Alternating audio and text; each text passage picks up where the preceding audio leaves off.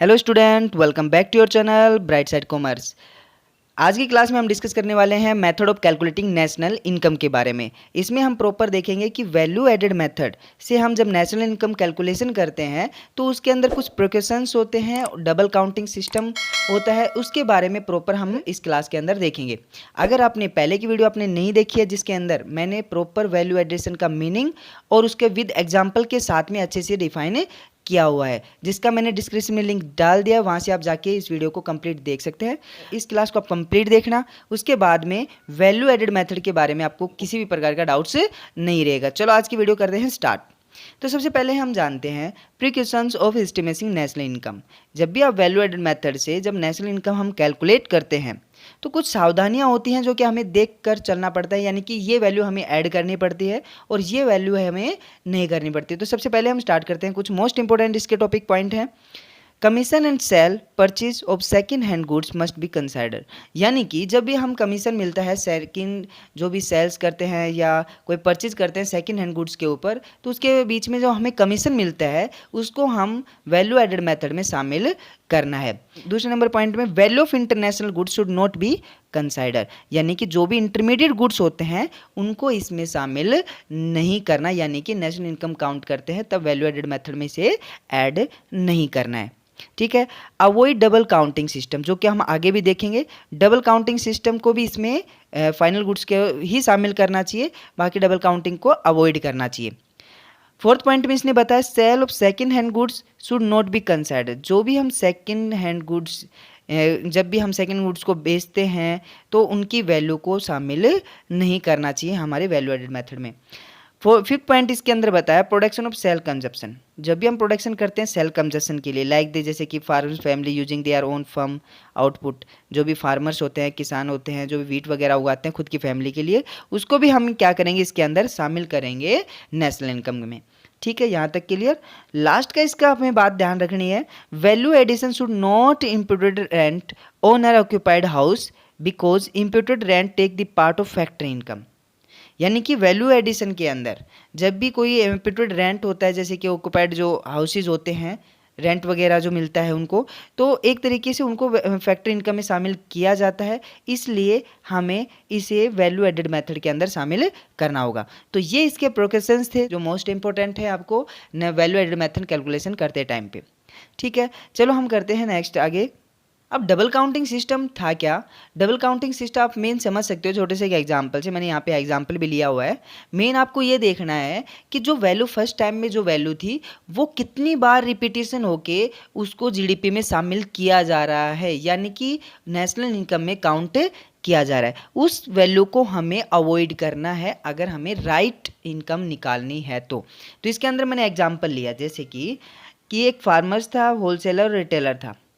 Farmers ने उसका output हुआ, यानी कि किसान का एक आउटपुट हुआ टोटल, उसने 400 रुपये में उसका आउटपुट मान लो 400 रुपये में उसे बेच दिया किसे, होलसेलर को।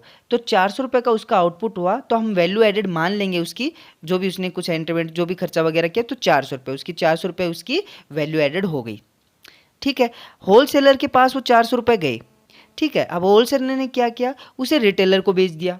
रिटेलर को कितने में बेच दिया? 600 रुपये में उसने, क्योंकि उसके अंदर कुछ वैल्यू एडिशन उसने किया और उसे 600 रुपये में होलसेलर को बेच दिया। तो उसने क्या किया भाई, 200 रुपये एडिशन किया, तो वैल्यू एडिशन में कितना हो गया? 200 रुपये हो गया। ठीक है, यहाँ तक क्लियर। फिर क्या किया भाई, रिटेलर ने उसे खरीद कर 600 रुपये में और किसको बेच दिया? कंज्यूमर को बेच दिया। कितने रुपए में? उस कोई भी गुड्स को 800 रुपये में। तो उसने वैल्यू का कितना एडिशन किया? 200 रुपये का। सीधा सा आप लगा सकते हो, 200 रुपये का वैल्यू एडिशन हो गया।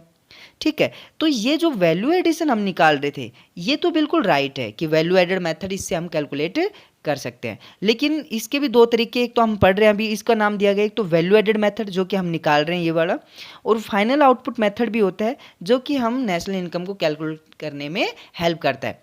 यानी कि वैल्यू एडेड मेथड में आप क्या करते हो, टोटल आउटपुट जितनी भी आउटपुट होती है उसमें से कॉस्ट को लेस कर देते हो, यानी कि टोटल कॉस्ट को आप लेस करोगे तो मान लो आउटपुट हमारा कितना है, टोटल आउटपुट आया अपना 1800, इसमें से आपको लेस करना टोटल कॉस्ट 1000 रुपये। तो आप क्या इसमें बचने कितने चाहिए? सिंपल सी बात है, कितने लेस होने चाहिए? 800 रुपये का आउटपुट हो गया, यानी कि 800 रुपये इसकी वैल्यू एडेड आ गया। ठीक है। दूसरा एक तरीका होता है फाइनल आउटपुट का। फाइनल आउटपुट का आप जैसे कि आउटपुट को, फाइनल आउटपुट का मतलब ये होता है कि अगर टोटल आउटपुट को ऐड करोगे तो 1800 रुपये आ गए, तो 1800 रुपये में फार्मर्स के जो 400 रुपये थे वो बार बार इसमें शामिल हो रहे थे। अगर मैं टोटल आउटपुट को काउंट करके जीडीपी में शामिल कर देता हूँ तो वो गलत इनकम को शो करेगा। तो इसलिए फाइनल आउटपुट क्या बोलता है कि हम सीधे जो लास्ट फाइनल यूजर के पास में जो गुड्स पहुंची, यानी कि 800 रुपये, रिटेलर ने जो कंज्यूमर को 800 रुपये में गुड्स बेचा उसी को हम शामिल कर ले, यानी कि उसे फाइनल यूजर बोल सकते हैं। फाइनल यूजर कितने में यूज कर रहा था उसे 800 रुपये में। तो यहाँ पे जो 800 रुपये निकल के आए इसे हम मान लेंगे फाइनल आउटपुट मेथड से कैलकुलेशन करना, या कि 800 रुपये हमारे यहाँ पे सीधे क्या आ गए, फाइनल कंज्यूमर तक जो गुड्स पहुंचा उसे हम शामिल कर लेंगे इनकम के अंदर। तो ये था डबल काउंटिंग जो प्रॉब्लम्स होती हैं। प्रॉब्लम्स कैसे क्रिएट होती हैं कि हम टोटल आउटपुट जो बार बार फार्मर्स की वैल्यू को एडिशन करके शो कर रहा था, इसलिए हमें इस चीज़ को अवॉइड करना चाहिए, डबल काउंटिंग सिस्टम को।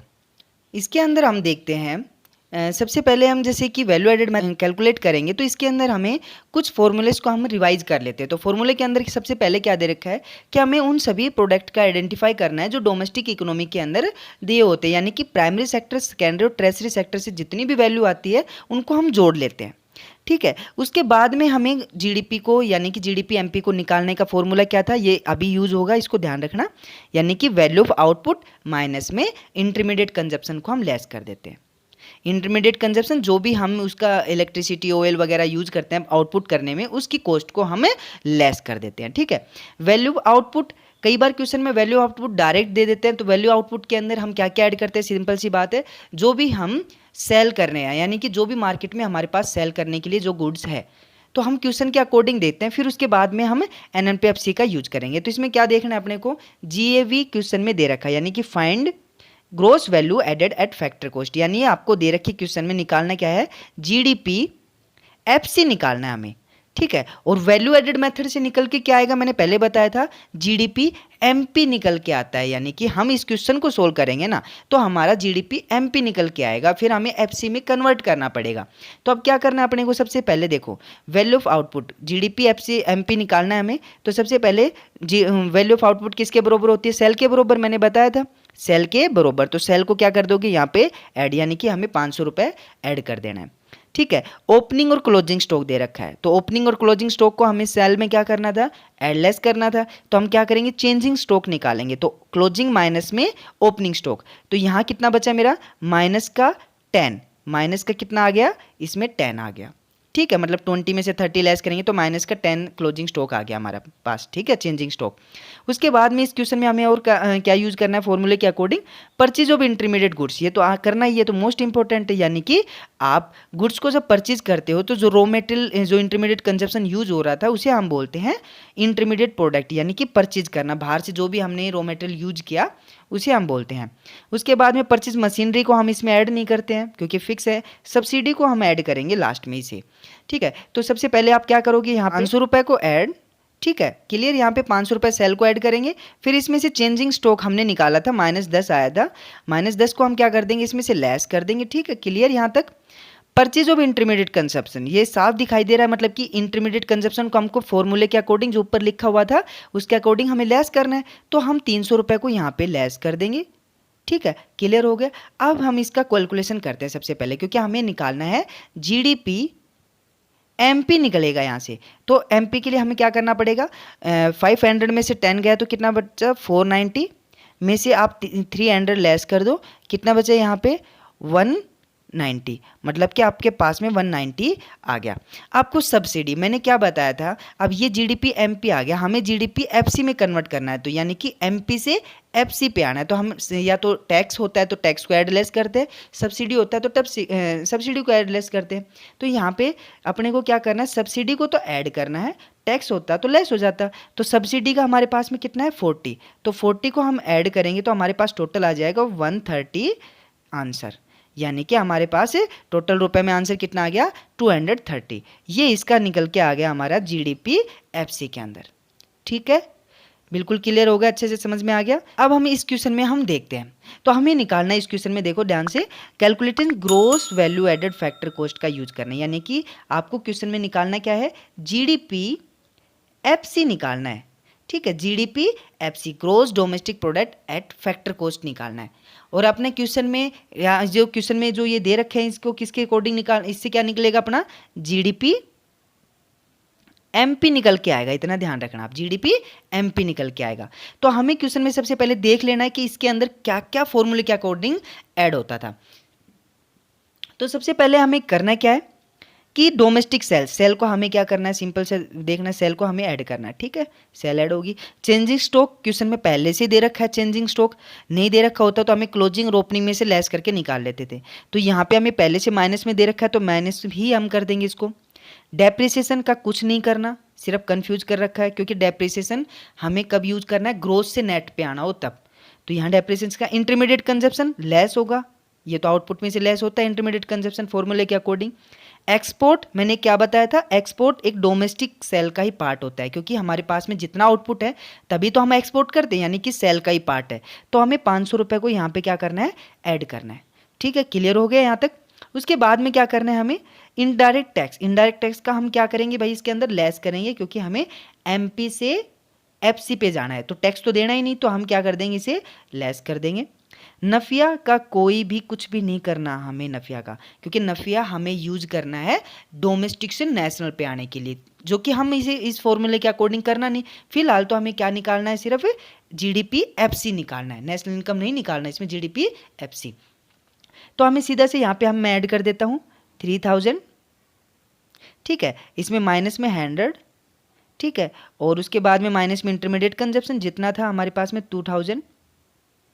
ठीक है, उसके बाद में हमें हो गया एक्सपोर्ट, इसमें प्लस करना था, ये कर दो आपने, एक्सपोर्ट प्लस कर दिया हमने। और उसके बाद में एक्सपोर्ट के बाद में इनडायरेक्ट टैक्स, क्योंकि एमपी से एफसी आना है हमारे पास में, तो टैक्स क्या होता था, लेस हो जाता था। तो यहाँ पे 150 क्या हो जाएगा, लेस हो जाएगा। ठीक है, यहाँ तक क्लियर। उसके बाद में आपको यहाँ पे टोटल कर लेना है। यहाँ पे अपना आ गया अब 1150। तो यहाँ हमने कैलकुलेशन कर लिया जीडीपी एफसी, ये निकल के आ गया हमारा जीडीपी एफसी। ठीक है, समझ में आ गया आपको कैसे वैल्यू एडेड मेथड का यूज करके हमें क्वेश्चन को सोल्व करना पड़ता है। आई होप इन क्वेश्चनों से आपसे कुछ ना कुछ तो हेल्प जरूर मिली होगी, क्योंकि एग्जाम पॉइंट ऑफ व्यू से इन ऐसे ही क्वेश्चन रिलेटेड पूछे जाते हैं। ठीक है, यहाँ तक आपको अगर वीडियो आपको अच्छी लगी हो तो प्लीज़ इस वीडियो को जरूर लाइक कर देना, शेयर कर देना और सब्सक्राइब जरूर कर देना। नेक्स्ट टॉपिक के साथ में मिलते हैं नेक्स्ट वीडियो के अंदर। Thank you.